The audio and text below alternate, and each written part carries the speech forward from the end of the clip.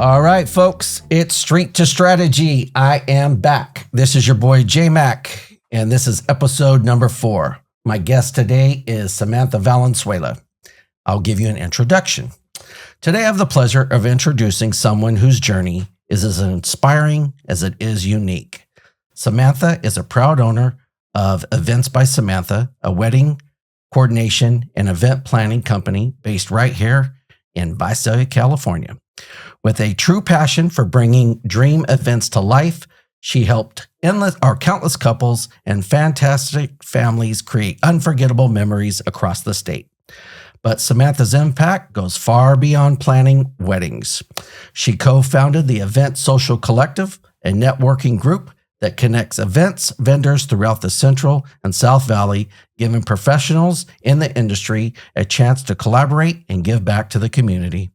She also created the Wedding Whisperer workshop, where she mentors aspiring wedding coordinators, passing on lessons she learned to help the next generation thrive in such a dynamic industry.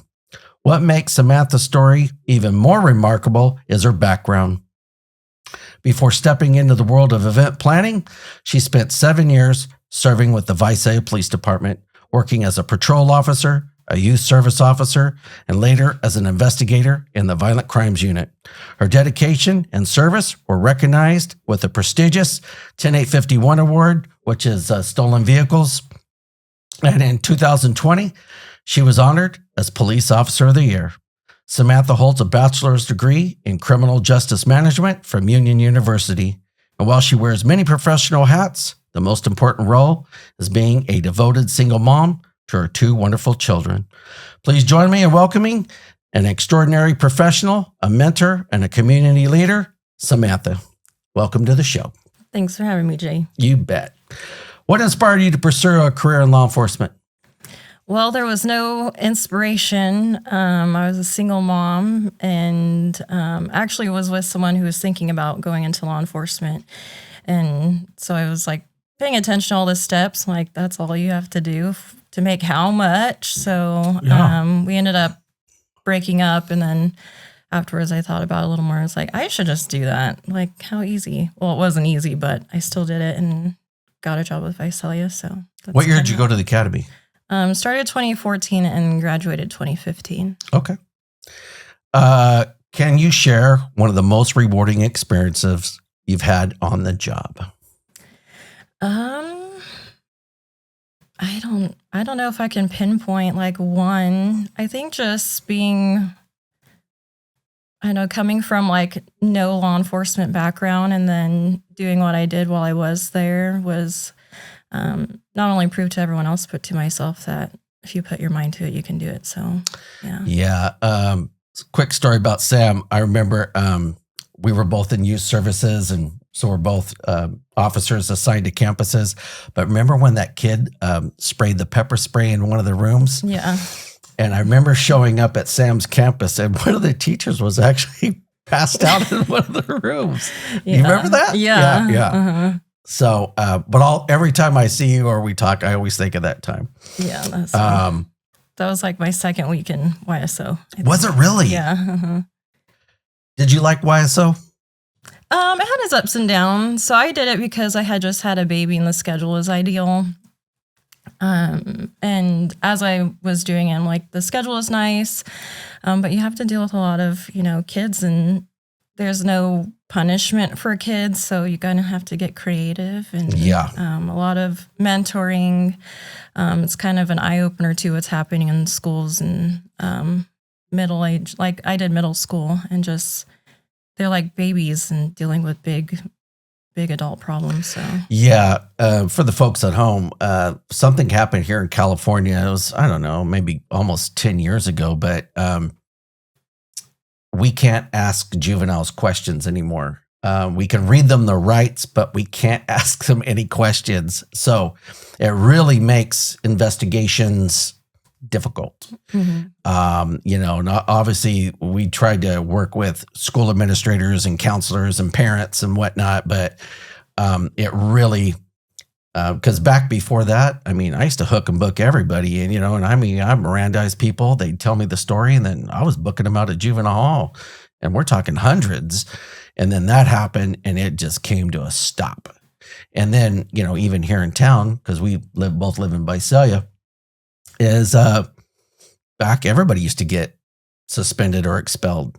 No, that doesn't happen at all. Mm-hmm. And it's really created a lot of problems. So law enforcement can be a demanding field. What challenges have you faced as a woman in policing, and how have you overcome them? I would say it kind of started early when I noticed that there's definitely a difference in women and men in law enforcement. So when I was in the police academy, I remember we were doing range, and, they put the pressure on you, but it was a little bit more on the females. I remember we were doing our mags, and the guy was like yelling at me because I was going slow. And I looked at the guy next to me, a male cadet, and he was probably the same, if not behind me. I'm like, why are you yelling at me and not him? And anyway, so I just that was my first thing I noticed. You just get treated a little differently. There's some pros and cons to it, definitely. But yeah, so throughout my career in law enforcement as a female, there was, interesting things that happen just because you're a female in law enforcement. But yeah, and I will tell you this, for me personally, I always tried to treat the females as equals because so many guys didn't. And, by the time you came on, I had already had almost 20 years on. So I had already seen the shift of how a lot of people were treated. And, a lot of times it wasn't good. And, you're right. Females were held to a higher standard. I think that back when I started, because I came on in 97, Visalia PD was known, man. We were dumping about 50% of the people in FTO, which is, field training at home for the folks at home. And that's a high attrition rate. And so I think for females, it's obviously it's a male dominated career, full of testosterone. And then for a female to come in, it's got to be difficult, I would think. Mm-hmm. Yeah. I was already stepping into foreign land when I got into law enforcement. So I never really felt like a part of the team. And, guys, their camaraderie. And then there's me, fresh and new to the field. And then also being a female is definitely. Yeah. I came on right about the time when the 4 females had just sued the city. And so sexual harassment was a big deal. And so, for us, everybody was scared to death to work with some females. You had to really watch what you said because everybody was so scared of getting in trouble. You know what I mean? Mm-hmm. And that's another thing. Being a female and also being an attractive female, how was that? Was that tough? I wouldn't say I was treated. For my supervisors, there were some things where I'm like, okay, did you check on everyone else or are you just calling me for that kind of thing? Things like that. But I never was like, okay, that was inappropriate or you shouldn't have done that. Never from my supervisors. From fellow officers on the field, yes, definitely. There was times where things were, limits were pushed and boundaries were pushed for sure. Yeah. And unfortunately, it's pushed a lot of women out of the industry. There's a lot of sad stories where women were like either they dated somebody at the PD or they were just treated so badly, and not just Visalia PD. I'm talking industry wide. Mm-hmm. But, I was glad to see, I always, even when we were in our units together, you always seemed like, you took the job serious. I thought you did a really good job. I never had any complaints working with you, and I can't say that about every female that I worked with, and that's to be honest. I just thought you were good. You were good at what you did. I thought you treated me and the guys in our unit. I thought you treated us well. I don't think I've ever had a crossword with you, and I can't say that about everybody else, and I try to keep stuff light. I've touched on this in some of my episodes where I try to keep basically my personality was my weapon against all the crazy stuff we did. So I laughed a lot. I joked a lot. And, I think that helped me. I remember you were pretty serious. You always seemed pretty serious. Yeah.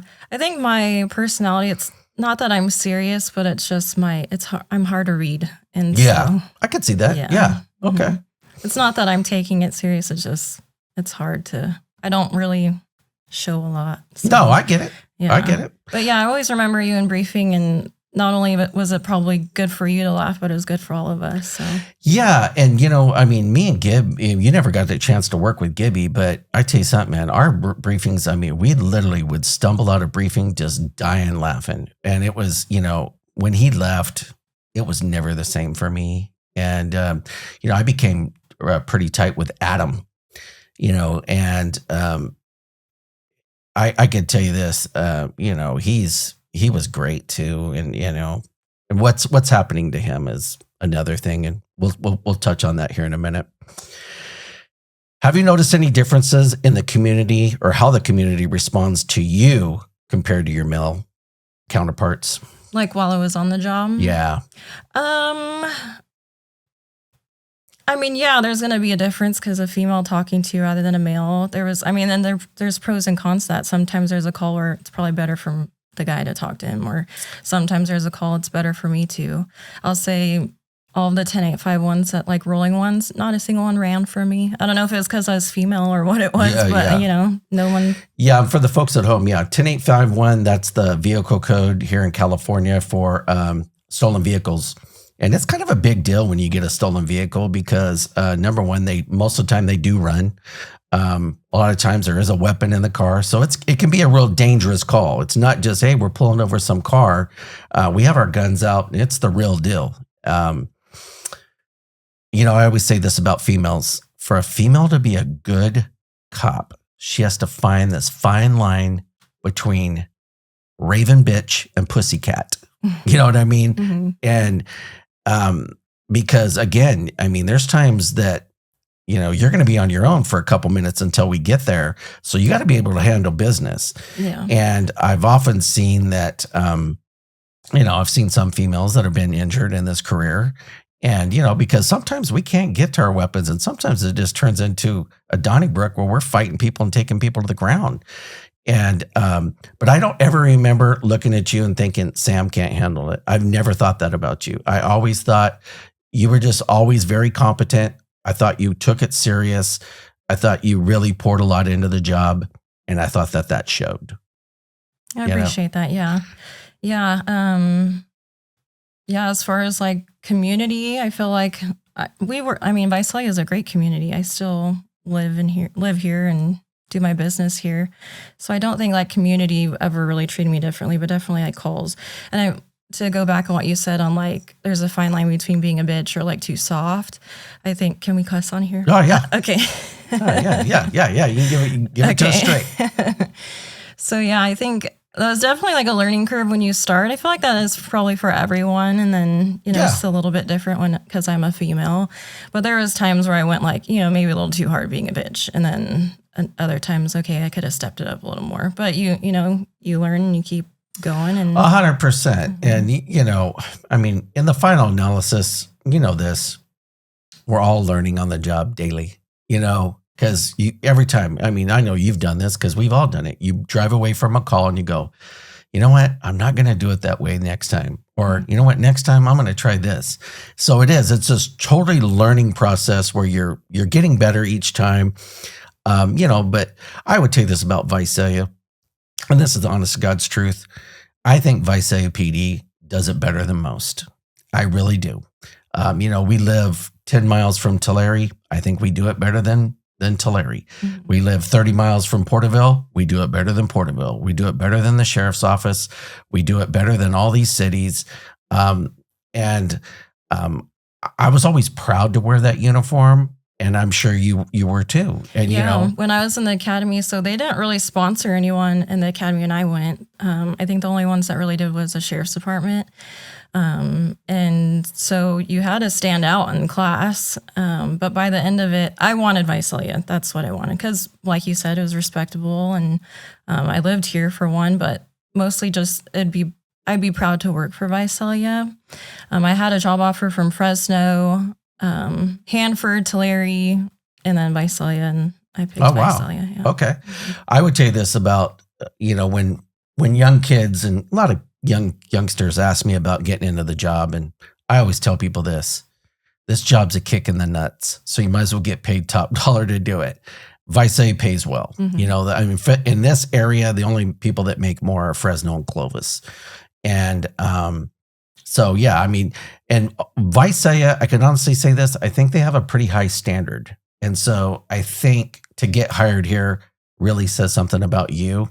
And so anytime, I tell even people to this day, you see an officer driving around by themselves in Visalia, you don't know, that person's been heavily vetted. That person has been seriously trained, and they've had to jump through a ton of hoops just to be on their own. And so, it's a testament to you. It's a testament to me and anybody else who does it. Yeah, I remember when I graduated, Fresno had ended up hiring like 5 people, and they got all the names like mixed up. They didn't even know who they were hiring, so. Sounds about right. Yeah. So. Well, Fresno, when I was with Amtrak, my office was in Fresno. And so I had to deal with a lot of the Fresno guys, and they were great. But Fresno's massive. I mean, you got 500,000 people, Yeah, it's a whole different scale. Oh, it's a whole other different scale, You got 40-something cops on duty, and, they're split all over the city. And God bless them. Because that's a tough city to police. And I was downtown. Downtown was tough to police. How did you balance the intensity of the work with your personal life? I would honestly say I didn't. Okay. Yeah. I would tell you this, and for the folks at home, Sam was married to a police officer. So that probably already intensified it, because now you're both dealing with stress on the job, and then you come home and, I don't know what was happening at home, but I just know this. Very few cop couples make it, because you're just in this meat grinder at work every day. And then when you come home, what do you think? Well, personally, I think, you know who I was married to. Yeah. We were both very passionate about our jobs. And so that came first before family. Yeah. Marriage And you know what? everything. That's the problem with this job. Our families take the back seat to this gig, which is not good. Yeah. And, and I would tell you this, I remember him, he was a stud cop over there, man. Yeah. For the folks at home, I remember on a SWAT hit, he got shot in the helmet. And thank God if he didn't have that Kevlar helmet on, he'd be dead right now,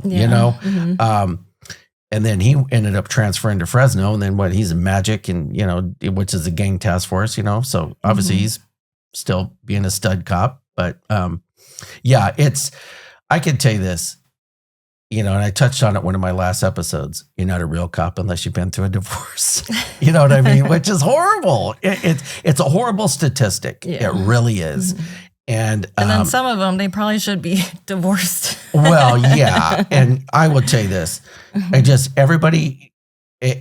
often said this. It takes a special woman to be married to a cop. Not every woman can do it. It's, and then you being a cop, I'm sure that's just added stress of, because obviously here's the problem with the cops when we get to our days off. And I don't know if you felt this, but on my days off, I just wanted to watch movies and be at home and be a couch potato, because during the 4 days that we worked, we're hyper vigilant, and home is where the one spot where I always felt safe. So did you experience that? Yeah, I remember I went through a time where literally I would come home and that's all I do is watch TV. And I remember being married and he's like, that's all you do is watch TV. And this feels good to me. And you can disconnect and not think about life for a little bit. 100%. I would say this, you have to turn off all the stuff we see. I was recently teaching a class, and this is what I told some young folks. I said this, it's the front row seat to the greatest show on earth. But there's a toll that it takes on you, because we see the worst in society, the worst in humanity, and it's very hard not to become jaded because of this job. And So I'm sure you experienced that, or I'm sure you felt that yourself. Yeah. And I feel like, just to touch on that a little bit, I did not come from a family of law enforcement. I didn't have very many friends. I mean, besides the people I worked with in law enforcement, I was a female, so I'm not going to really confide in your male, coworkers, and being that I was married and just, boundaries sometimes. Maybe I could have, but that's what I felt at the time. So you can't really tell the stories to, your family or anyone, because they're like, what the hell? Like, and you don't realize you're traumatizing them in the middle of the story. Like, okay, I should have kept that to myself. 100%. I remember my first wife would ask me, hey, tell me what happened. And there was one time I had to say this to her. I said, I don't want to relive it by telling you it, because it's poison. It's toxic. And it was hard enough on me the first time, and you want me to relive it and tell you. Now, she would get pissed off and take it that I didn't want to open up. But I was like, hey, I'll talk to you about anything, but I don't want to talk about a dead baby that I saw or something that really, really affected me, because there were times, we are not superhuman. And, I know it affected me. And without even speaking to you about it, I know that it affected you 100%. Yeah. And I think that's the difference between male and females, because I do process things by talking about things. So not being able to talk to someone about it. So my ex-husband is like you, most men are, where they don't want to talk about things and they just kind of, get it out in other ways, but talking about it's not on the table. Yeah. And so when I would want to process things and talk to him about things, he just like, what the hell are you doing? Like, he wouldn't not. He would, it was just like, don't do that. Like, well, and the tough part is too, you guys both being in the business, now you got two cops, one that wants to talk, one that doesn't. And I'm sure that just created tension at home, Yeah. What helped you unwind or recharge after a shift? Was it just TV, or what'd you do? Honestly, I don't think I knew how to unwind or do anything. I started going back to school, and was in VC, and just towards the end of it, I was like living and breathing in it. And then we're family. Probably my kids. Yeah.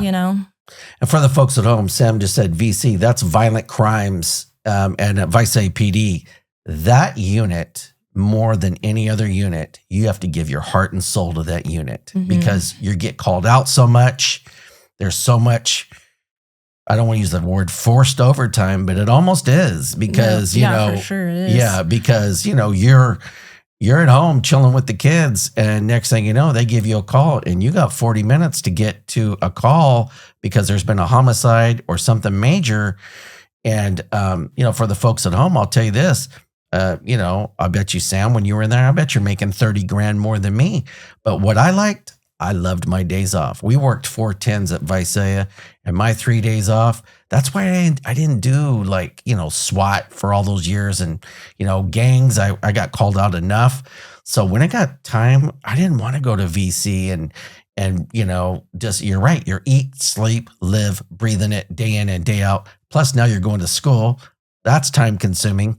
You're married to a cop, and you're in violent crimes. Jesus Christ. You're getting hit from all sides. Yeah. So after I had my daughter, I went into YSO youth services. So I was working the schools, and mostly before the schedule.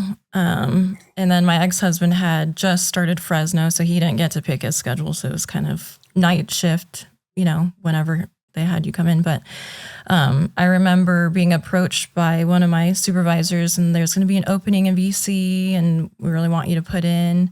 And I remember telling him, like, this is not a good time for me. Like, I got into YSO because of this schedule and don't want the crazy schedule. And then I got called in again and kind of sat down and like, this is probably never going to open up for a long time. And this is your chance. Like, you don't usually get tapped in, like, conversations like that. Well, too, I remember you were doing YSO, and then you were working violent crime cases, and you were kind of volunteering, and you were doing a lot of stuff. And we never talked about it at that time, but I remember thinking, there's only 24 hours in a day and you got to sleep sometime, you know, and then, but again, our families didn't sign up for this stuff. And who takes the back seat? The kids, the husband, the wife. That's, you know, a lot of people ask me why most cops get divorced. And I tell them that's the problem right there, because we pour so much into this job that the real important stuff takes a back seat. Yeah.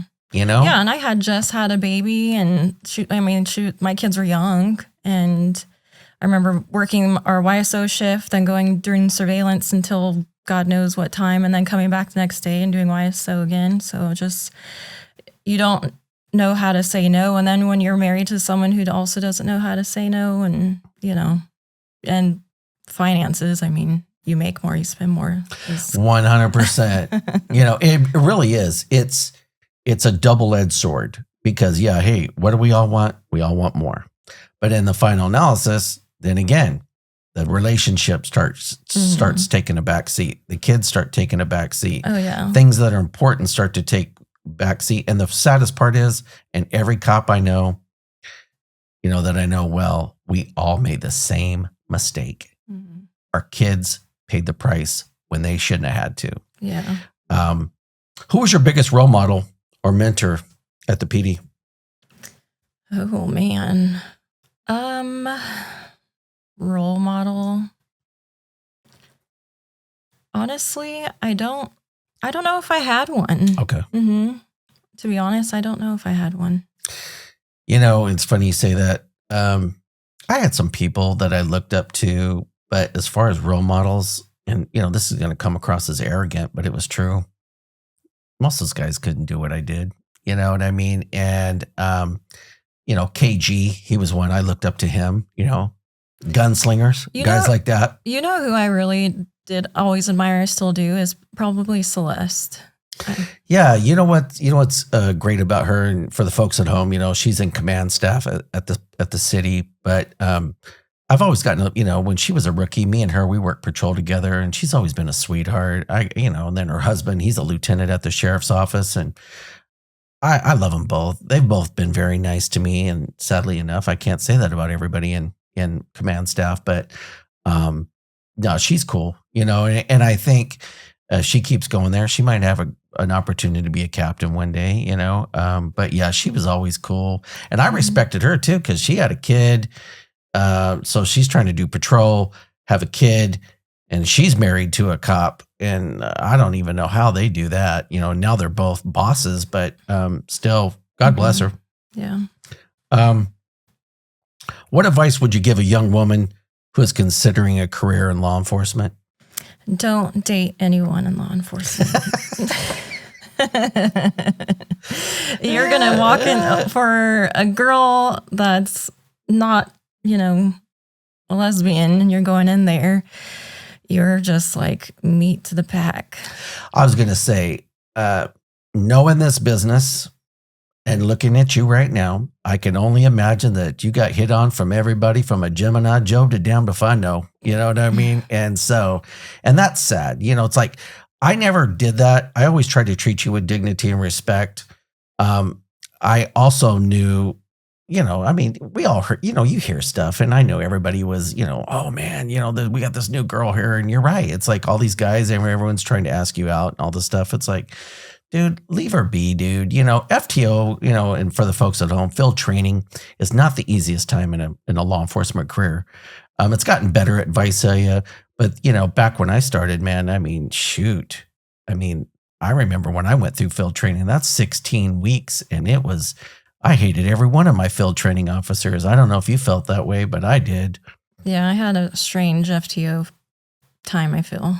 Yeah, I had, well, Ronnie Collins was my primary. So there's that. For the folks at home, strange character. That's what I'll say. Just a strange character. Yeah. So just, you know, dealing with that personality, and then I didn't learn much on night shift. I had kind of a FTO that didn't do anything. So I didn't learn. I didn't do a single DUI on. Yeah, and then once you're done with field training, now you're expected to go do a DUI, and and obviously, we learn more from our mistakes than we do from our successes. But I would tell you this, going back to Rennie real fast. I remember me and him would go to calls, and I'd be hooking people up and throwing them in the car, and he would be like, "Hi, my name is Rennie, and I'm here to make sure that you get to the jail safely. If it's too hot, let me know and I'll put the air conditioner on. Are the cuffs too tight? Okay, let's put you in the car."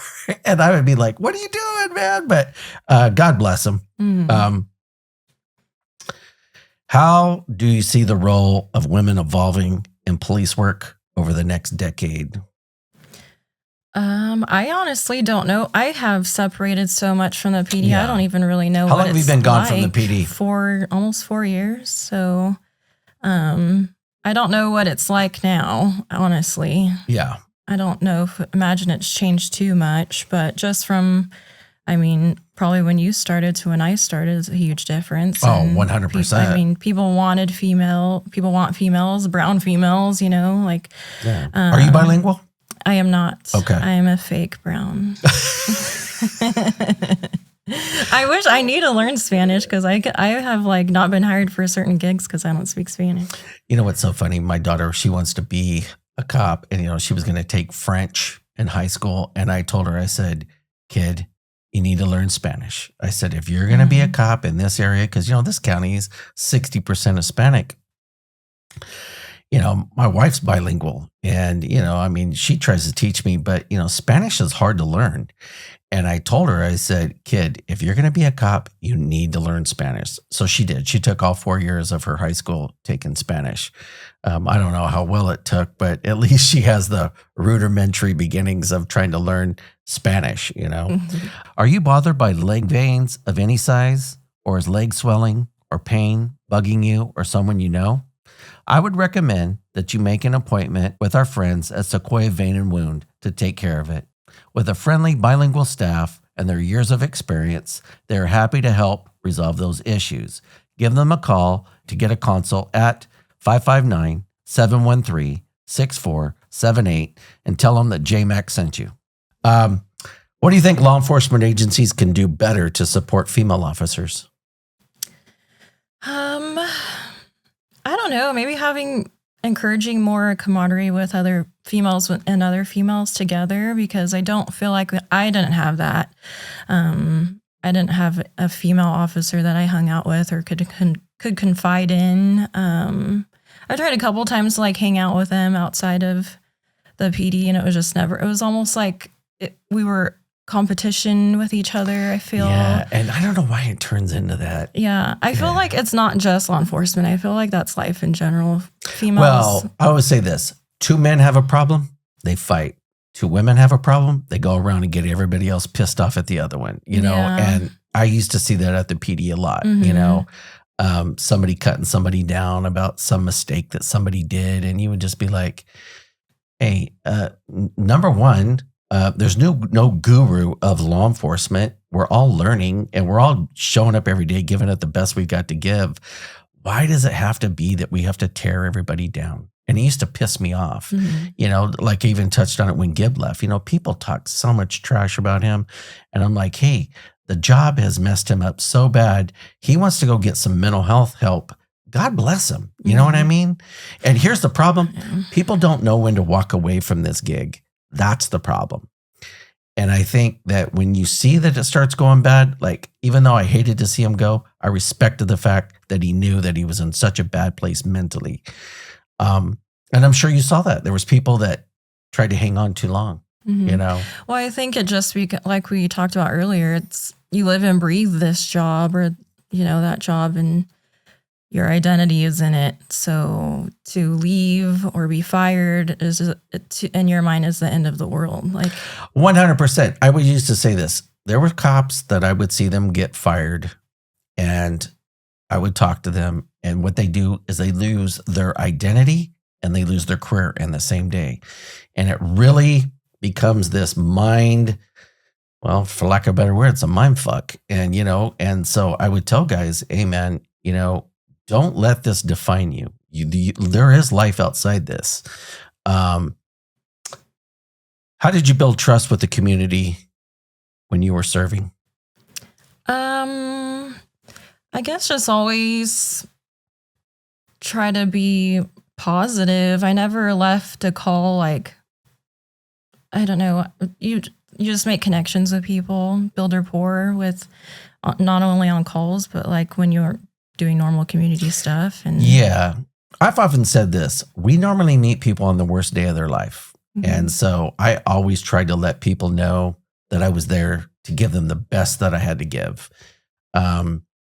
And that's really what separates, I think, good cops from just mediocre cops. And you're right. It's like we have to give so much of ourselves to people. And you know what? Sadly enough, we give almost more to strangers than we do to our families, if you think about it, right? Which is horrible. I mean, that should never happen, but we do because we are expected. You're held to such a high standard. And I think it becomes a situation where it really starts to affect everything so negatively because now, and I don't know about you, but I'd feel talked out when I got home. So I didn't want to talk. I don't know if you felt that. Yeah, I would drive home with the radio off because I'm just like, just need to turn it off for a little bit. 100%. Yeah. So. Can you share an example of when the community engagement made a real difference in your work? I would say when I was working YSO is when I really got to be involved with the community as far as like the school district. And I feel like, I don't know, we're all in this as a team and doing it all in different ways. And, the community is going to do things a little different way than law enforcement does, but we all have the end goal. And just having their support was big, and I don't know, just getting to know them. Yeah. Yeah, I would tell you this. I got to do YSO 8 years collectively in my career, and every time the guys would make fun of me and be like, "Dude, you're nothing but a kindergarten cop now," and I'd be like, "Hey, dude, I'm working Monday through Friday, 8 to 4, holidays, weekends off, and you're working graves with midweek off. Which one of us is the dumb one?" Yeah, and I'm making more than you. Yeah, but I would tell you this. But I loved working in the schools, and I miss it. I truly miss it. Mm-hmm. And I made so many good connections with administrators and teachers and even the kids. Like I still see some of the kids sometimes. Like, wow, like what are you up to now? And just crazy to see them. Yeah, I run into people all the time, and they'll be like, "Hey, Officer McWilliams," and the minute they say that, I always know it's one of my kids. And and I really got to do it in really different times. I went 02 to 04. Then I did 09 to 11, and then I did 19 to 21, so that was I got to kind of split it up over almost a 20-year career. Mm-hmm. And it was awesome. I mean, I loved it. I mean, honestly, if I could go back and do that gig, I would. Mm-hmm. I don't want to do patrol though. Yeah. That's funny that you say that people recognize you. So no, like people do not recognize you. I recognize them, but people will be like, "Oh, I don't know." Like, but if you look at like photos of me when I was in law enforcement to now, like I feel like I even look different, or I don't know. The uniform changes, I guess, what we look like. I would say, well, I mean, then back then, I mean, you had your hair up, and and it kind of changes your look. We just went to Joel's retirement, and one of the lieutenants got up, which was Shorty, and he said, because it was me, Brent Abbott, and Dominic that were there, and he said, "You guys look better since you guys have retired because we don't have the stress on us." You know what I mean? And so it's funny. What do you wish the public understood about better about what let me say that again. What do you wish the public understood better about police officers as people? Just to understand that we are people and we're making multiple life-changing decisions a day on, behalf of other people, and have to go home and live with that. And then, make our own life choices too. We're all human. We make mistakes too. I wish that the community or public was a little bit more open to seeing officers get help and still like working in law enforcement. I feel like there's such a stigma connected to like, oh, that cop needs help. Why is he, and he still has a badge and a gun, or she, that it's okay to get help. And I mean, dealing with the things that we saw on the daily and not talking about it or having a healthy way to get it out is, I mean, it's pretty normal for us to just like stuff it in and not do anything about it. And 100%. And I will tell you this, like looking at you, you look happier. You look better. I mean, there's something about every time I see people that have gotten out of this gig, they just look better. I just ran into Daniel over at the coast. He looks great. And when I remember there were times when he was here, he wouldn't shave and his hair would be grown out and he kind of looked hungover. And, I would be like, dude, what's going on with you? But just getting out of this gig and, just talking to him, and he just seems happy. And I mean, God bless him, and God bless you, Sam, for getting out and, being successful and moving on with your life. Because I think that I've seen this job destroy a lot of people. I know you have too. Mm-hmm. And, so, I mean, you got my respect, because there's a lot of people that could let this crumble them, and you didn't do that. And you said, hey, I'm going to go do something else. And look at you now, man, you're thriving, and, I'm happy for you.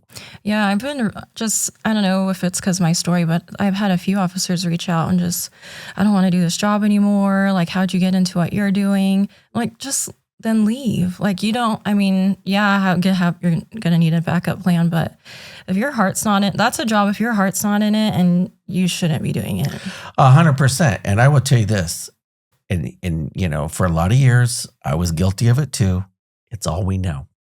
And people get in this like, well, what am I going to go do now if I'm not a cop? And I'm like, I remember when I was retiring, I mean, there were some people that kind of looked down upon me, and I'm like, hey, dude, I did this for 24 years. Show me some love, dude. Mm-hmm. I mean, I'm leaving because I want to leave.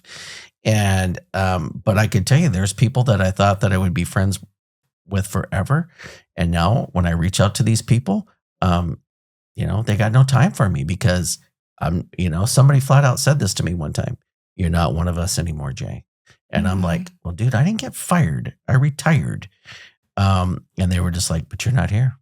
And I was like, and that was hard to hear. Yeah. But I think once they said it to me, I was like, okay, enough, and I didn't contact that person ever again. But yeah, the few times that I've like connected with people that I used to work with or gotten close, I've regretted it every time. So I don't know if it's going off topic, but it's just, yeah, you're not in the group. Or I even felt like I never really felt like I was in the group, but yeah. Yeah. Well, and here's the tough part. It's such a revolving door.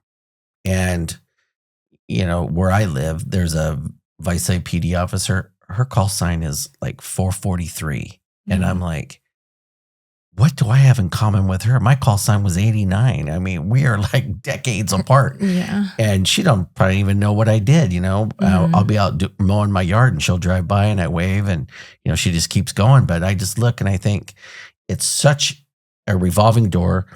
It's, it replaces itself so much that there's a lot of people that don't even know who I am and don't know who you are, because yeah, it's sad. At the end of the day, you're just a number. Like 100%. It's not your family. It's not. I would tell you this. I remember guys used to be like, I'm going to show them. I'm going to quit. And I used to be like, okay, let's talk about that. You quit on a Friday. We replace you on a Monday. By next Friday, you know what people are saying? Hey, man, you remember so-and-so who used to work here? I go, that's how it is, dude. I go, nobody cares. Nobody cares. And I go, if you don't want to do this job, dude, there's a lot of stuff you can go do,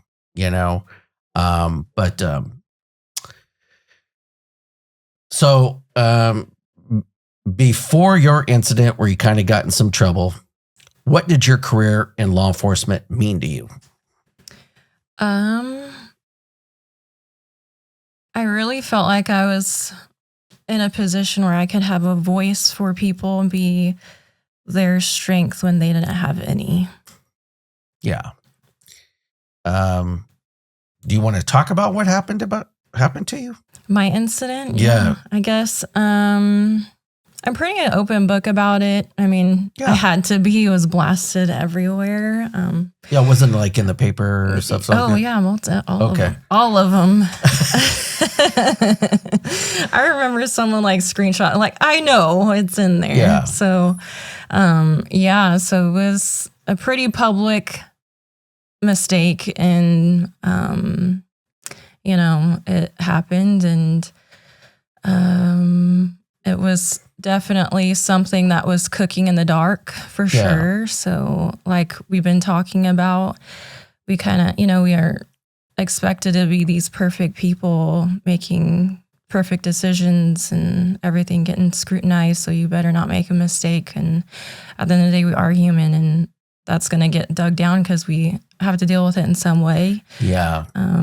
For the folks at home, yes, Sam ultimately lost her job over an incident, and we don't have to go too much into it. I'll talk about as much as you want, but I really thought at the time, I mean, because you had just came off Police Officer of the Year, you're in violent crimes.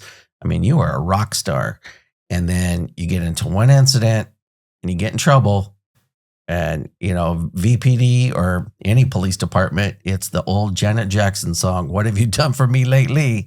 And this, you can do we always say this, you can have 1,000,000 attaboys. It only takes one aw shit to erase it. Mm-hmm. And I think that's what happened to you. Yeah, it was definitely all the cards lined up against me. And I take accountability for my actions and what part I had in that for sure. But you want to tell the folks at home what the outcome was, or? Yeah. So I guess in what I would be comfortable talking about is that I was arrested for domestic violence and DUI. Okay. Misdemeanor domestic violence in Kings County, and the domestic violence part was dropped, but the DUI portion I pled out to. And then the same week I lost my job. So. Okay. Yeah. And I mean, I could tell you this, I was there when all this was happening, and I felt really bad for you because, number one, we were colleagues. Number two, I've always considered you a friend. We've always gotten along very well. And, I saw the same thing happen to Erica, Mm-hmm. E. And, she got a couple of DUIs. And I know this, whether people want to realize it or not, this job contributes to that, and I felt so bad for you during that time, Sam. And, again, I remember just, obviously we read it in the paper and stuff, but I felt so bad. And I, just like Erica, I felt bad for her, and I mean, but I've seen other cops here get arrested, and, it's a tough spot, but I applaud you for coming out the other end of that. And, I think you're a better person. I think you look happy, and I think you know what? I think you're where you're supposed to be. Mm-hmm. That's what I think. Yeah, me too. I feel like, there's so much to talk about that situation. Like, where do I even start? But I feel like it was kind of just like baking until it happened. And my marriage wasn't doing well. I remember at the time we got marriage counseling, our counselor was like, you can't go 10 days without seeing each other and think this is going to work. 100%. Yeah, because was he in gangs or what was he? Yeah. So, here's the problem. He's in a high stress position. You're in the highest stress position you can get in at Vice APD. And it's a pressure cooker. And sooner or later, somehow, some way, somewhere, it's gonna burst. Mm-hmm. And I'm glad that you came through it. And I honestly, even before I reached out to you for the show, I would see the stuff you were doing on Facebook, and through the years, I would always send you these messages like, "Hey, I'm proud of you," because it takes a strong person to admit what happened, but it makes a stronger person to go, all right, all the pieces have fallen. Now I'm going to pick myself up, dust myself off, and go and move on with my life. And I applaud you, Sam. And I'm not just saying that for the show. I've been sending you messages for years to tell you that, because I'm proud of you, because I just seen so many people didn't do that. And then they let this job eat them up. And I just ran into a guy that used to work here, and, he's pretty upset and seems mad at the world. And I ended up saying, man, hey, dude, there's more to life than being a police officer. There really is. Mm-hmm. And there's a big world out there. And, for me, when I left, hey, man, I went and jumped into a master's program. I should have had my head examined, but. Yeah, I think that's just it, is that the world of law enforcement is that's your world. And it's so small, and there's so much more to life and more out there. And to law enforcement, that's still in it or getting in it, keep that perspective of life is bigger than this job. So 100%. 100%. Somebody sent me a message. One of the things for the folks at home, I am a master storyteller because I've told these stories 1,000,001 times. And so somebody asked me to tell a story each episode. So just give me a sec. So I'll take the folks back at home. 2003, I'm in YSO. I'm on my way to El Diamante High School, and a call comes over the radio at a local paper factory, and it's on fire. One of the employees had shot the other one, and hundreds of people are running out of this burning building. And it was right at the corner of Ben Maddox and Tulare. And there was a supervisor, I'll call him Dave. Dave was on the radio, and Dave's like, we got people running in all directions, and he's asking for help. So I jump on the freeway. I'm going 110 miles an hour down the freeway. I show up. People are telling me that there's somebody shooting inside the building. But I'll remember this. SWAT rolled up, BW and all those guys. They stack up and they go in there. They weren't in there 5 seconds. The smoke was so thick, they come out and they can't breathe. So now we got to wait. Fire and ambulance get there. Fire gives them the respirators. They put the respirators on, then they go in the building. But this building, the machines are still running. BW fell off one of the loading docks, and he told me, and when he told it to me, it sent shivers down my back. He goes, dude, I thought I was going to fall on one of those machines that was turning and just get chewed up. And finally, somebody opened up the back. They had this big door in the back. They opened it up, and finally the stuff dissipated. But so when I get there, I jump out with an AR-15. I'm running up to the front door. I'm standing next to Mac, and the suspect comes to the front door. And it was something out of a movie. He's like standing in the doorway, and all the smoke's, all behind him. And, it was crazy. And, people are screaming, that's him. So I level up my AR-15 at him, and I'll never forget. He just looks at me, smiles, and just puts the gun to his own head and shoots himself right there in the head, drops him. We didn't know if there were multiple other suspects. So now we got to wait. SWAT has to go in there, and finally they opened the door, and then we finally went in and searched the place. But that is like a Wednesday morning at 7:45 in the morning. Yeah. You know what I mean? So think about that. We do stuff like that, and people have no concept of what's going on. Right. And then the people that you're doing it with, like, you're so close to them because you all just experienced this. And how are you going to go home and talk to someone who never experience that and like bond with them, 100%. And, I remember, obviously, then we're all, number one, you have to write reports. Then, because it was such a major incident, then you got to get interviewed by, detectives and all this stuff. And even though we didn't do anything wrong, it chewed up most of my day, and I didn't even pull a trigger, and it is. And, I remember that we all, I even had to go home and change my uniform because my uniform smelled like smoke so bad, and it's a crazy job. I'm glad I did it, but I think my lucky star is I'm out, you know what I mean? And, living my best life. Yeah. I still almost wonder, ask God all the time, what was the point of that part of my journey? what I do now has nothing to do with that. So I think I don't know. But it was so impactful at the time. So I'm like, well, and I would tell you this, you know what cops are really, and I've told other cops this, and I just talking to you, I can see it on you.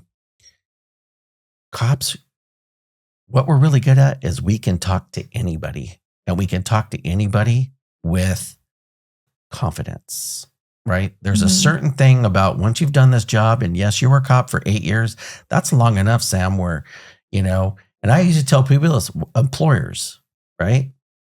When you see a cop, that person has been through psychological testing, background investigation. That person has been through a lot of training and a lot of experience. And these people are, obviously you're a high performer when you're there. And look at you now, you're still a high performer. And so I think, you're going to be successful at whatever you want to do, Sam. And I'm not just saying that to you. You're going to be fine wherever you go. But I think that this job, you already had that in you, but this just honed it for you. And I think you can take your skills and take your business and make it as big as you want, Yeah. I know my biggest problems now are like a caterer doesn't come or a song is missed or something, and like everyone's freaking out, but I'm just like, okay, we're not out here saving lives, but my job is impactful in a different way for sure, but not when you go from like law enforcement to this, it's just like, well, now you went from all negativity to now, I mean, you're dealing with people on their wedding day, which is supposed to be the greatest day for most folks. Oh, yeah. So now you're creating joy, which is awesome. Yeah, I love it. And I think it's just like when people leave law enforcement, just finding a job that gives you purpose like that. So, and this was mine. This is what I picked. What aspects of the job did you find most rewarding, and what were the biggest pressures you faced? Rewarding and pressures. I would say the most rewarding would be, I always say for me, it was helping people. I was born to be in service of others. I think I was thinking like a little bit more specific, but like, just helping people that couldn't help themselves. I feel like, a lot of people don't know how to have a voice for themselves or don't have the strength to. I'd say after my incident, if I didn't feel like I was very strong, and so when you go through something hard, you need somebody that's going to come and do it for you, have the strength for you. And we were able to do that in our job. So yeah. What was your biggest pressures? Pressures? Well, probably I mean, you're trying to raise a family, married to a cop. Yeah. Working a crazy unit. I mean, Jesus. To be honest, my greatest pressure was probably myself. We are our own worst critics. Yeah. That's for sure. Mm-hmm. And we push ourselves so hard that civilians, I don't think can relate to it, because it is, I mean, you're held to such a high standard, and then we just put added pressures on her. Yeah. And I think also playing back to female, you have a little bit more to prove than a male. 100%. So I feel like I was always in competition with myself for sure. And trying to prove myself, not only to my peers, but myself, that I could do it. I think even the choice, when I remember sharing with my family and friends that I wanted to get into law enforcement, there was a lot of pushback, and like, I don't know, like people just didn't see me doing it, but I saw myself doing it and just wanted to prove that I could. I don't know your family, but I would see you post stuff on family on Facebook, and it always looked like you're very close to your mom and dad. Were they supportive of you doing it? My mom was. My dad, no. Yeah. Mm-hmm. Yeah. He doesn't want his little girl out here getting hurt or injured or killed doing a job. Yeah. To the point where he didn't come to my pinning ceremony. So really? Mm-hmm. Oh, wow. Yeah. Okay. So, yeah. Okay. Mm-hmm. What was happening in your personal life during the time when you got into your incident? I mean, was the home life, had it already kind of deteriorated, or what was going on? I would say it had been deteriorating for at least a year. And I mean, we wouldn't really see each other. And then when we did, we would hang out and drink. And then, I mean, there was nothing healthy we were doing together. For Cops sure. drinking? Say it ain't so. You know what I mean? Yeah. Right. And so, yeah, it wasn't healthy. Our marriage wasn't healthy. I think we both had given up by that point. And I remember, I mean, like I talked about before, I didn't have a husband I can come to and talk to about what was happening. And I needed that. I needed someone to talk to about the things I was going through. I remember one of the last cases I worked in VC was the little girl that had gotten left in the car and passed away. Her mom forgot her in the car. Oh yeah, and heat death, right? Mm-hmm, yeah. And my daughter was like a year younger than this little girl at the time, and we had worked that case for a while. And I came home, and I remember it was like I was scheduled to be on call, so I told my husband at the time, hey, do you think you can wake up with our daughter? Because I got to write this paper and I'm pretty sure we're going to get called out. So I got to finish it today.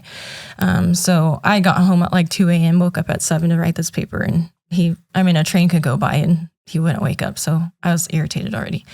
And so I'm writing this paper. I have a 2.5-year-old running around the house. And then he comes down. Then he asked about that case. It was kind of a big case. And I started talking to him about it. Mind you, I've been working this case with everyone for days and not once cried about it. But I remember when I opened up to him about it, and I started tearing up when I was talking about the injuries. And he just like blew up and was like, how the fuck are you ever supposed to testify to this shit? Blah, blah, blah. And again, like, I mean, why? I would tell you this, and for the folks at home, when Sam says paper, search warrant. I was writing an essay. Oh, essay for my class. Okay. Yeah. Yeah. And I would tell you this. There's no reason. And here's the tough part. I used to say this to cops and people would look at me like I'm crazy. Hey, this is all going to be here tomorrow. I mean, when I started, guys didn't even want to take vacation. There were guys like, hey man, I'm going to miss this. Why are you taking vacation, Jay? And I'm like, dude, I need 2 weeks away from this shit. And when I come back, guess what? It's all going to be here. And, I hate to hear that you had to go through that, because then what does that do? Here, you're already emotional. And here's the problem too. We all take calls and we relate it to our families. You got a daughter the same age of the victim that passed away. And now you're trying to go to school and you're dealing with this major case. It's all in the media.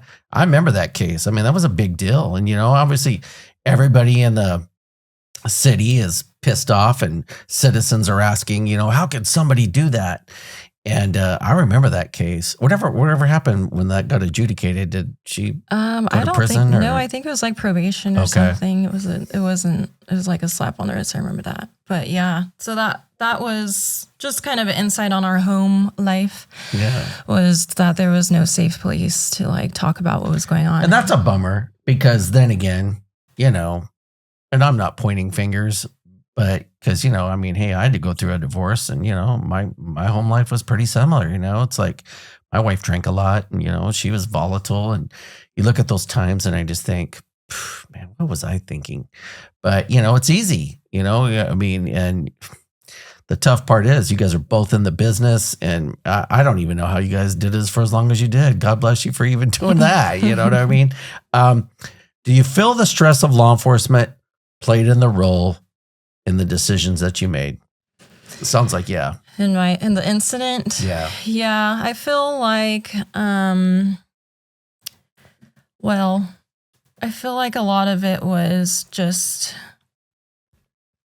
built up, like I said, just baking in the dark. And so many cops have problems that are in the dark because you can't really talk about certain things. What are you gonna, if you're suicidal or feeling mental health, you're gonna get your gun taken away. So you're not gonna talk about that. Or, if there's some deep rooted issues, you're gonna need to bury them because you can't be a cop and have that going on. So, well, yeah. Whether you realize it or not, just listening to you, I think you were probably dealing with some PTSD, and, then you're already in a pressure cooker. You're in school trying to get a degree, and you're in the most coveted position at Vice APD, and, position that requires, that's not an 8-hour a day job. That's that's a full-time, I mean, getting called out on weekends and holidays. And, the fact that you even did it at the same time, Sam, I mean, I'm impressed, but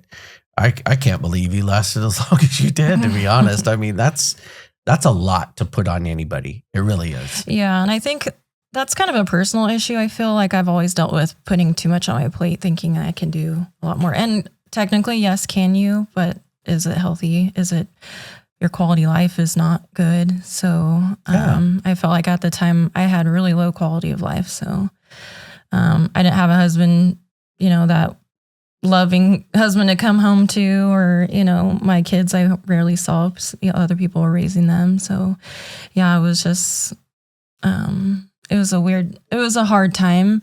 And then I just let it explode, and then it made for even harder times.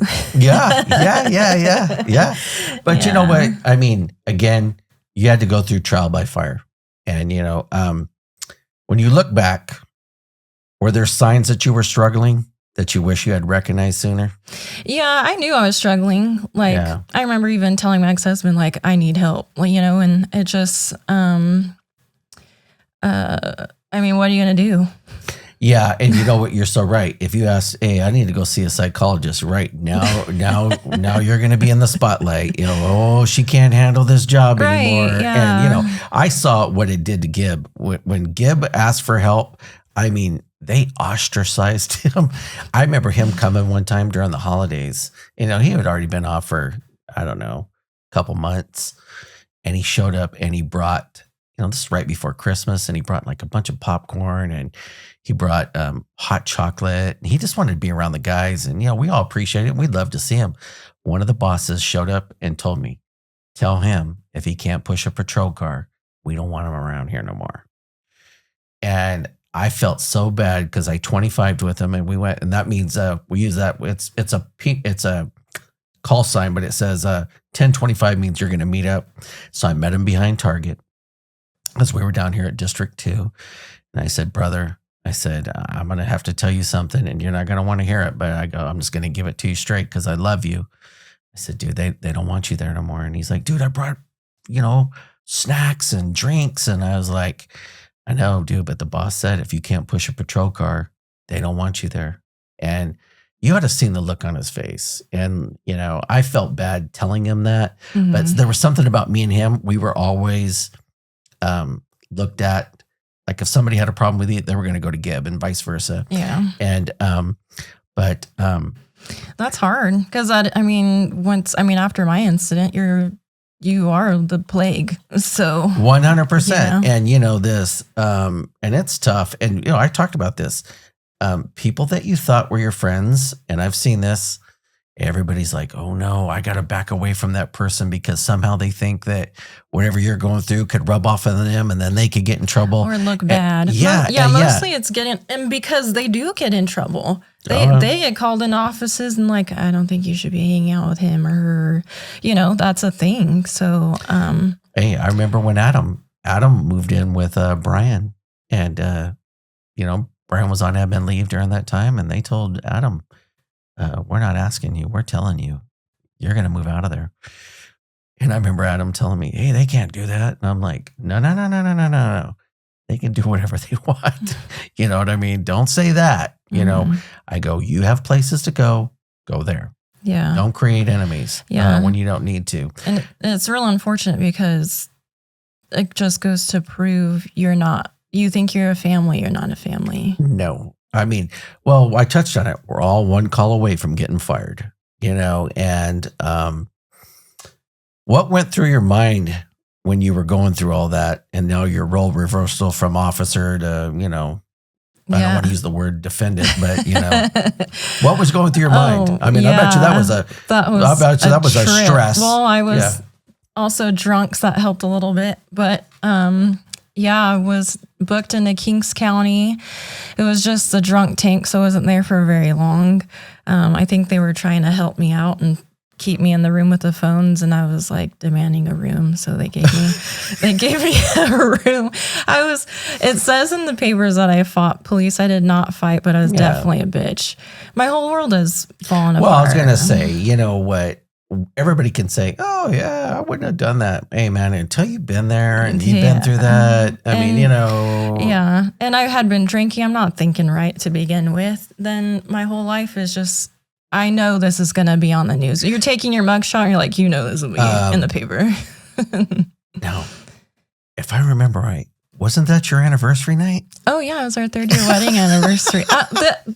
And I'm not laughing at the situation, but it's crazy, This could be like just when I say all the cards, it was all of them. I was going to say, this is like an after school special. You know what I mean? So like the worst that could happen happened.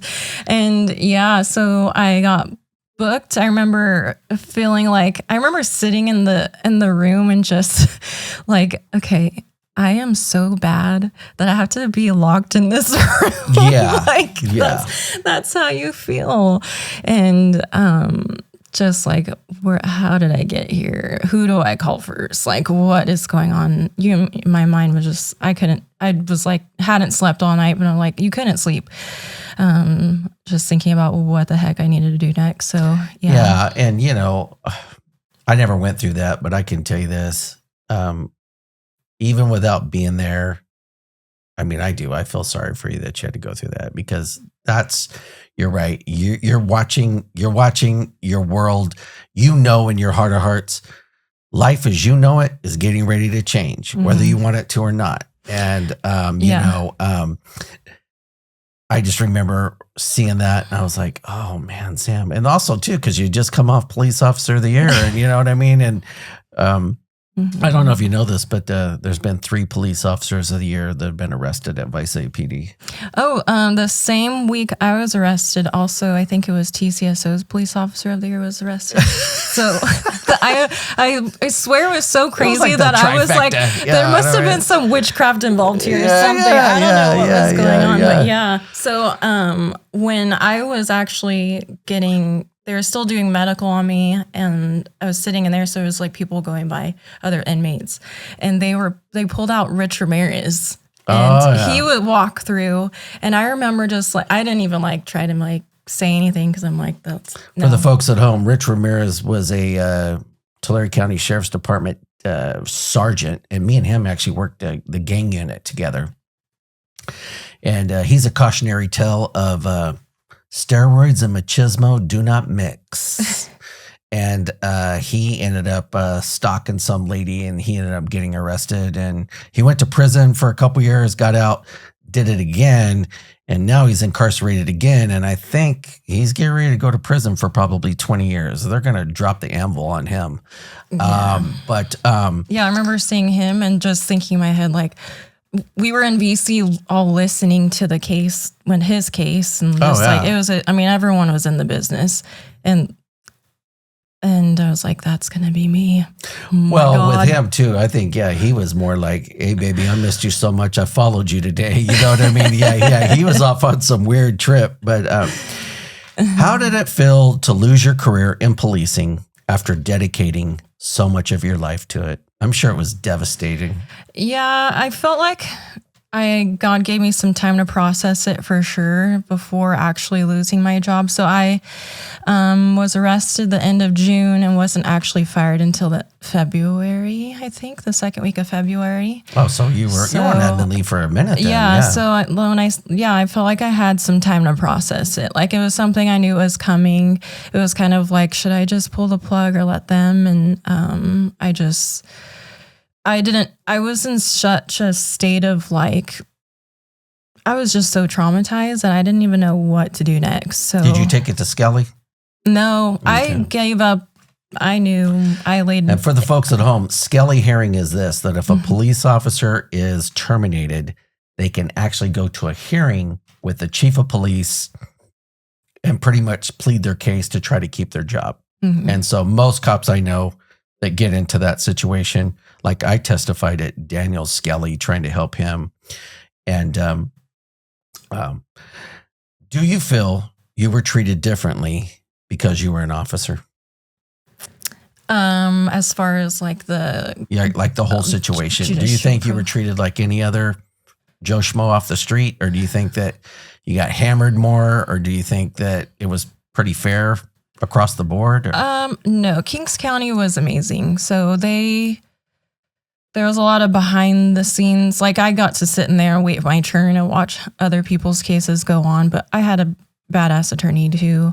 And then that had communication with the DA. Actually, the DA at the time was also in trouble. So there was an interim DA. So he got in trouble, I think, the same week I did too. Okay. So. Did you use a paid lawyer or did you use a public defender? I paid good money. I was going to say, for the folks at home, we always say this. If you don't want to go to jail, get yourself a paid lawyer. Around here, they usually call public defenders dump trucks because they'll lead you right to prison. You know what I mean? I know you weren't going to go to prison. But. Yeah, but I knew who I was against, and he's a smart man. So so I needed a badass attorney. So I went and got Wise Heart. He's awesome. He was my strength for me, and I didn't have any. So I always look up to him. But yeah, I had to not only have a criminal attorney, but I had now getting a divorce, so child custody. So I had to get an attorney for that. And it just kind of like... so you're talking a lot of money between attorneys. I had 2 civil cases for custody and my divorce. And then I had my criminal stuff going on and then losing my job. I mean, anything. Man, you got hit from all sides. Sam. I was stripped of everything. It was, well, it sounds to me like you've already taken responsibility for what has happened. And clearly, you've worked through that. And again, like I told you, you look happier. What have you learned about yourself from this whole thing? Probably, well, I never want to be in that situation again. So I have done a lot of inward work. I got a lot of therapy. I never want to keep things in the dark anymore. If I'm struggling with something, someone's going to know. I have a really strong support system for that. But as far as like learning something about myself is that I'm going to be a badass no matter where I'm at. So just even if the wedding stuff, if that for some reason doesn't work, I'm going to go be good at something else. It's just... well, the thing about you, you're educated, you got a bachelor's degree, that can open doors. If you ever, I could see you being a teacher, I could see you doing a lot of stuff. But I'm glad the wedding stuff is taken off for you because it just looking at the photos on Facebook and, I just saw that you linked up with Mudo's wife and stuff. Good for you, man. Again, I think God has a way of putting us where we need to be, whether we know it or not. And, yes, you had to go through crucible by fire to get there, but you just look like you look like you're doing well. Yeah. Yeah, I do feel like I'm doing well as far as you just have to feed every, area of your life, spiritually, physically, mentally, take care of yourself. I think that probably could be a good advice for anyone going into law enforcement is take care of yourself. Yeah. And that's hard to do. Yeah. I've seen a lot of people go through similar stuff that you did. And I've seen a lot of people get fired in their first 1 to 3 years, How do you respond to people who may judge you only for your worst mistake? Well, I think I kind of talked about this on your Facebook the other day, but I feel like the few times that I've heard people saying about what they've said about me are people that I've, for one, didn't talk to even when I was on the job. Yeah. 2, I would never look up to them, even when I was in the job, and I still don't look up to them now. And I feel like people who don't do something for themselves hate other people that are, and they're going to say whatever they want to say. I was going to say, there's something about human nature that people love to see other people fail. And I hate that. It's like, I don't live my life like that. I'm one of those people, man. I want to be a champion for people. I want to elevate people. I want to motivate people. And so like, even when you were going through your stuff, it's like, I knew during that time, you got to go through that by yourself. There's not a lot of stuff that we can do, but afterwards, every time I saw you doing something good or you seemed like you were happy, I would always just send you something on Facebook like, hey, good for you, Sam. I'm proud of you, because you need to hear it, because in the final analysis, this job is a meat grinder. And I would say that's a huge difference in the industry I do now rather than law enforcement, is it's so encouraging. Everyone that other businesses, like we can see each other as competition, or, you're making the money that I'm not, kind of thing.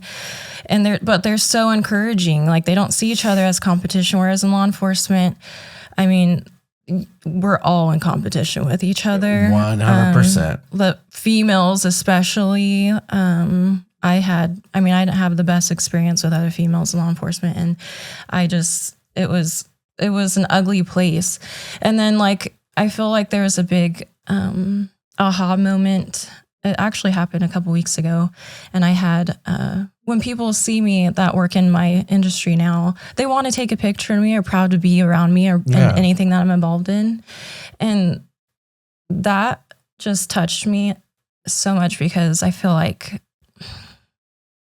I gave so much to law enforcement, and if I hang out with someone from law enforcement, it's a secret.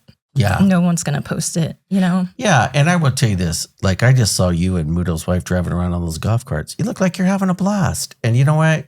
Good on you, Sam. I mean, really, I'm happy for you. It's like, hey, this job is not everything in the world. I love the fact that you picked up the pieces, and I think you look happier. You just seem like things are going well for you, which is, again, God bless you. What steps have you taken to rebuild your life since losing your career? I think we kind of covered that. You started your business. It's taken off. Yeah, I think kind of behind the scenes of that, though, was for a good 2 years, I didn't drink. I didn't date. I didn't, I just worked on myself. And I went from my therapy sessions being, you need to drink a protein shake, you need to eat something. Like I lost so much weight. I was so depressed. I didn't really know what depression was until that happened. And so I literally was finding myself from scratch. And it took a lot of baby steps, but cleaning my life was a big one. Knowing that I could be happy without alcohol, that I don't have to bury things with alcohol. I feel like when I drink, for me, when I drink, it disconnects me from life. Yeah. And so I think that's why law enforcement drinks, because I could tell you this. I've seen this career destroy a lot of people with booze. And I don't know where it came from, but, I don't mind having a few beers, but I just don't go big anymore, and I think that it's just turned into a situation where I've you and Gibby or Erica, I've just seen the ravages of alcohol but again, it's the job, it's like, it's not an excuse, but there's something about a rite of passage with cops. We go out, we do all this crazy stuff. And then on our days off, what do we want to do? We want to go have drinks. And I've just seen too many people, where it really became out of control. Yeah. And how have these experiences shaped the way you view law enforcement from the outside now? I feel like there's a couple different things about that, but one of them is people that I used to respect, I no longer respect. And the job, I still respect law enforcement. I think that takes a special person to do it. But how were you treated by the bosses during that time? Good, bad, indifferent? It was everyone. I felt like it was really neutral. Okay. It was probably a lot of behind the scenes that I didn't see for sure. I would say my peer support, that was a thing that was kind of just starting whenever my incident happened, was bullshit. So that's not a thing. I feel like, I don't know. I feel like they did what they needed to do, but were gracious about it. Like even signing my papers when I was getting fired, like I got a hug, Okay, cool. If you could speak directly to officers who are struggling with stress, trauma, addiction, PTSD, what would you want them to know? That, just like bacteria grows in the dark, you got to bring it to light somehow. Whether that's talking to someone who's, I think peer support should be retired law enforcement, not your actual peers working with you, because I've learned that if you tell someone something that the whole rest of the agency is going to know. And I would tell you, and there's something about, I think, people that are in it, I don't want to toot my own horn, but I think I would be great for a peer support because, I did it for 24 years. I've seen what this job can do to people, but I have some empathy for people that do this job. I see some of these officers that are out here right now. I just saw a female. I don't even think the top of her head comes up to my armpit, and I'm thinking, I saw her and I was like, Jesus Christ, girl, you are in for it, and you better be a good talker. Yeah. God bless her, Do you think departments provide enough support for officers dealing with stress, PTSD, or substance abuse? I don't. No, absolutely not. No, because you're not supposed to have those problems. And I think it is kept in the dark and people shove it down or don't want to admit that it's a problem. Because like I said, if you have a problem, then you're probably going to get, your gun and badge taken away kind of thing. I would tell you this. I even said this on Gibbs' episode. I think there should be a full-time psychologist at the PD, full-time. I've actually have talked about it a couple of times that therapy should be mandatory. You know what? I think it would be great. Problem is, a lot of these cops will go in there and be like, I'm fine. And, because if you really go in there with the right attitude, I think it can work. Mm-hmm. But if you go in there like, oh man, now I'm being forced, then people, there's just going to be too many people that are going to work this system. I feel like if it is forced or mandatory, that then you are still given the opportunity to talk about things. But I think especially for males, like you guys don't talk about your feelings. 100%. You don't. So I don't know. I think you guys are good with camaraderie and bouncing off each other. You're right. And I will tell you this. Here's the one thing too. I think that when I, think in my mind about this, the problem with men is, you're right, we never want to show weakness. And especially in law enforcement. And, there were times even I would say stuff like, hey man, let's show this person some love, man. Let's help them out. And people would be like, hey man, shut up, Jay. This isn't We Are the World. And I would be like, hey man, I felt, there were some people that used to work here that I was very close with. And, they left under auspicious, circumstances. And just because they're not cops, it doesn't mean we can't be like, okay, you're not a cop anymore. You can't hang out with us. That makes no sense to me. Mm-hmm. And, but unfortunately, I have the minority, view on that. What changes would you like to see in law enforcement culture to prevent situations like yours from happening to others? I would love to see that. It's not, the whole, you eat your own and the competition with one another or the,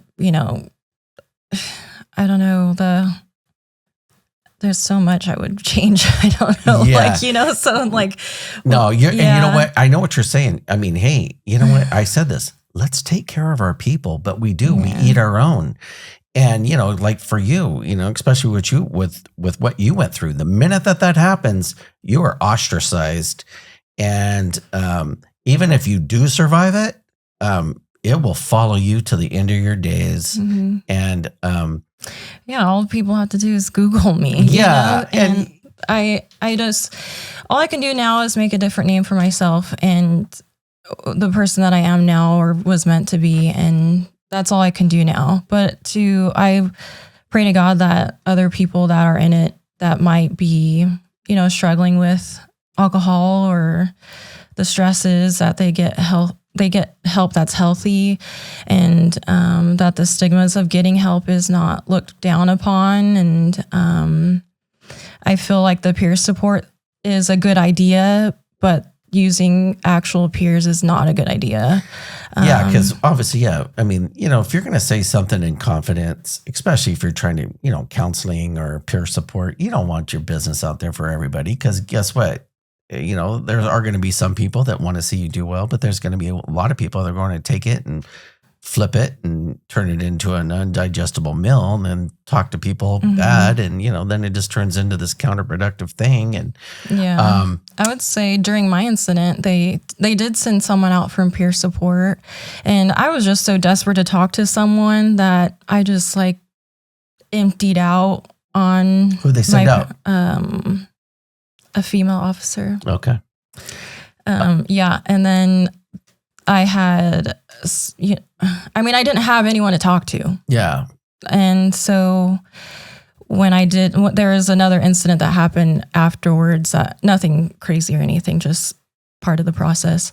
I remember messaging her that I'm was struggling. And she's like, well, don't use this as a time to go sleep with everybody. And what?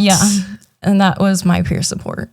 So, and see, that's disappointing. And I already knew she didn't like me. So I was just like, okay, well, yeah, you don't have anyone like people you were close with just a week ago or now.